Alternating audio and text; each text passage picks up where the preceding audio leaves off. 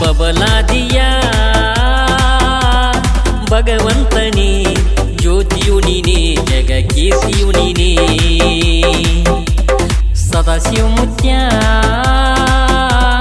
ಪರಶಿವ ನೀನೇ ಪರಮಾತ್ಮನೇ ಎಲ್ಲೆಲ್ಲೂ ನೀನೇ ಭಕ್ತಿಯಿಂದ ಬಂದು ನೋಡೊಮ್ಮೆ ನಿನ್ನ ಬಾಳೆಲ್ಲ ಬಂಗಾರ ತೀರ್ಥ ನೈವೇದ್ಯಾರ್ಪಣ ಮಾಡಿ ಹಾಕೋಣ ಜೈಕಾರ